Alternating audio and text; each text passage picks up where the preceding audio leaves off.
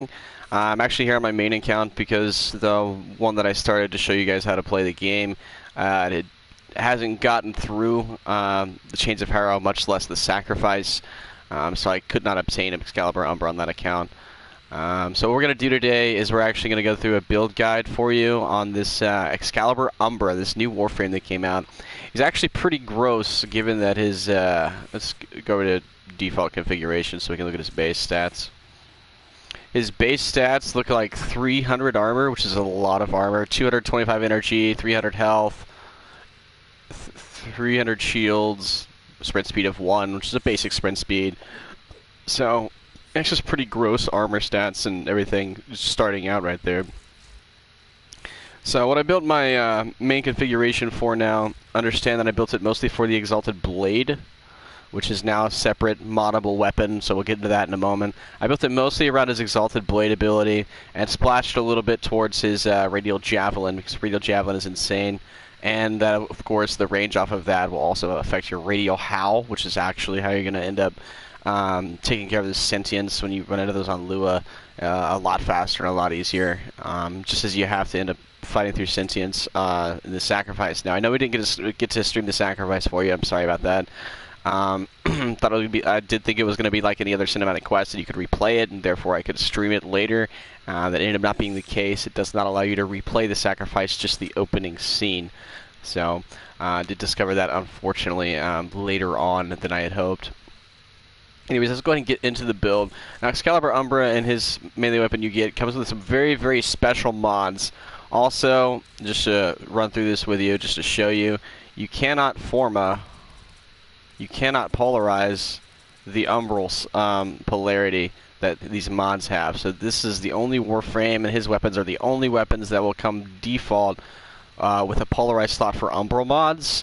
So please bear that in mind. You cannot currently forma them. They may change that in a later update, but right now you cannot polarize an umbral slot. I chose to leave him with his umbral mods. They are similar in a lot of ways to primed mods. Do I have a primed mod? Let me see. Oh, primed continuity is right there. And the fact that they have really high cost, they max out a lot higher than regular mods and stuff like this. Right now we have Umbral Intensify, which has the plus 48 ability strength, plus 8% Tau resist. Everyone wonders what Tau is. Tau is actually the damage type dealt by sentience. So it resists sentient damage. Also, this little set bonus says enhance mods in this set level 3. Now, it doesn't specifically tell us what this does, but my assumption is that it affects these two stats, possibly some other anti-sentient stuff.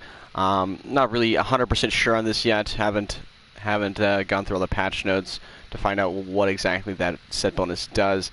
We'll find that out later, though. Either way, that plus 48 ability strength is still much, much better than your regular Intensify mod, which has a drain of 11, and we only end up getting 7 drain off of the Umbral Intensify. Let's go find that Intensify mod so I can show you. You see, Intensify with a drain of 11 does plus 30 ability strength. That ends up giving us an effective drain of 7, and gives us plus 48 ability strength, plus the Tau resist, and enhancing the other one, so that's great. Like I said, his base armor was really gross. It was like 300 and something, so we end up with plus 105% armor with Tau resist and the enhancement. I left that on here because that armor is always helpful, especially with something that has a base armor that's so high. It does definitely help mitigate a bunch of incoming damage, and helps Excalibur have a lot more staying power. Umbral Vitality, plus 420% health, and plus the Tau resistance and the enhancement. Puts his health up near like 840 right now. When you max it out, and it's up in the thousands. It's kind of insane. So that's really good. We went with Streamline for ability efficiency, because like I said, we were building around the Exalted Blade, so you wanted to have less energy drain per second, therefore efficiency. Duration also helps, so we went with Primed Continuity. You can use regular continuity if you don't have Primed Continuity. You're only going to lose about 20% duration. I chose duration because effectively, when you have a constant drain effect, increasing the duration also effectively decreases the energy drain per second. They do have an inverse relationship there. So we did choose the duration. I'll prove that to you in a moment. Chose flow because I didn't want to spend too much time digging into duration and efficiency and everything like that. So we chose flow to help mitigate further the energy drain from Exalted Blade by giving you a higher starting number. which should give you a little bit more time to kill enemies and have them drop energy orbs and keep your staying power on that Exalted Blade. We did drop a Vigor, because he already had really, really high health, and we like, tying into that high health, but we also, need some shield capacity as well. So we ended up with going with Vigor. You can choose Redirection here. It probably would be at least as effective, actually maybe more effective due to diminishing returns. So actually, let's go ahead and we'll swap to Redirection. It gives him like a 740, 720, 740, 740, something like that. And then Stretch for ability range, because while you do mod the Exalted Blade separately, I found that your Warframes mods do also affect it. And I'll show you what I mean there. If you go down to the Exalted Umbra Blade and hover over it, it says it's a 1268 slash damage right now. And if you go up to Umbra and you just take off this Umbral Intensify, right? You'll watch that drop to 856. So your Warframe mods do still affect your Exalted Blade ability. And we like range on that Exalted Blade because it makes those little energy waves that come out from it go a lot further. So we kept that, as well as the Intensify. That's why we built a little bit of strength in here, because we're building mostly around Exalted Blade, but also splashing into the other abilities such as his Humble Howl and his or Radio Howl and his Radio Javelin. I love his Radio Javelin a lot. And then into the actual Exalted Umbra Blade build. You have the Exalted Blade stance. You can't do anything about that. Its combos are there. They're still pretty basic combos, except they last a little bit longer than most melee weapons. Sacrificial.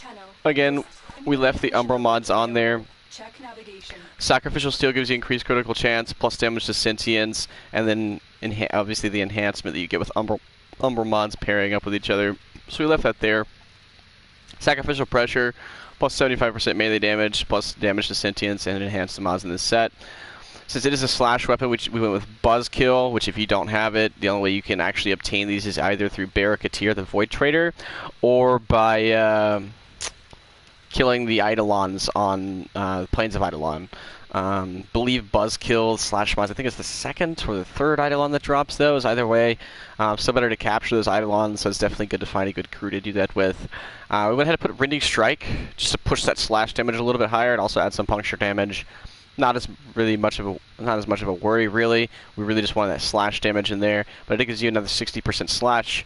And again, we want those energy beams to go further, so we went with Primed Reach here for plus 135% melee range. I felt that was a good idea. I hadn't upgraded my Primed Fury, or you would use Primed Fury. You definitely prefer Primed Fury over Fury. But I did go with Fury for plus 30% attack speed. Helps you slash a little bit faster and get more of those energy waves across.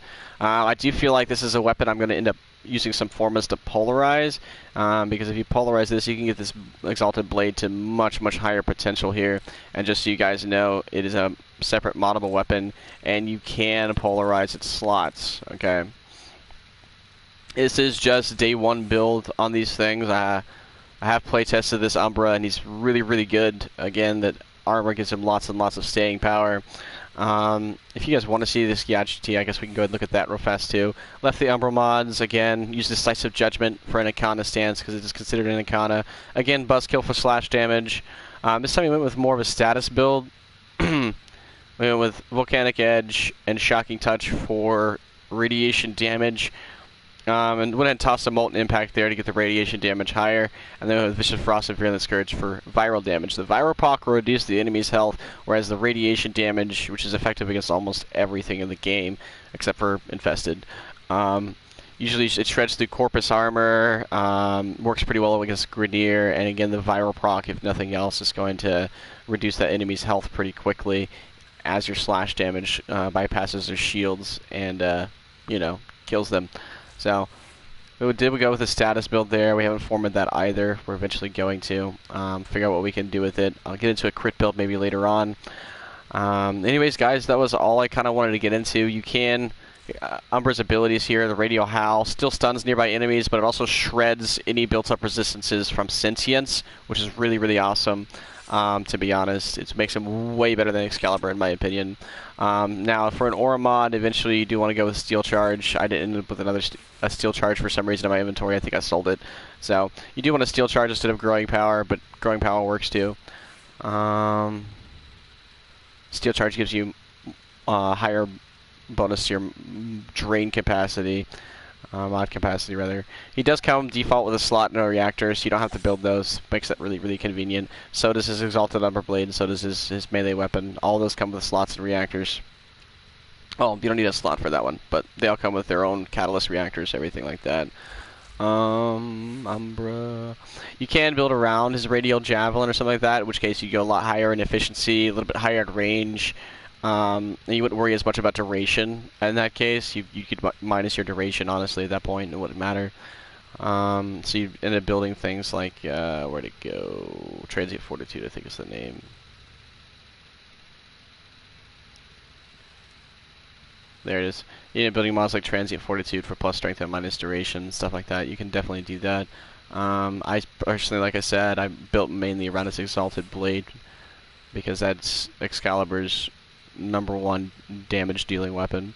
That being said, guys, thanks for watching. Again, this is Skillz from ComaCloud Gaming, and I did try to keep this short. If you, I can get briefly into acquisition of mods. Prime Continuity you get from Barracuteer. There's no other place in the game to get it. He has to bring it. It is random flow, drops from random Grenier enemies all across your beginning tile sets. Redirection is the same.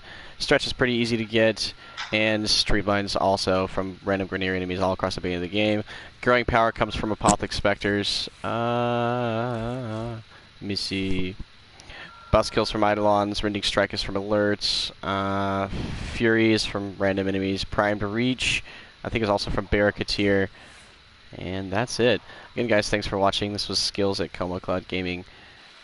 Bye-bye.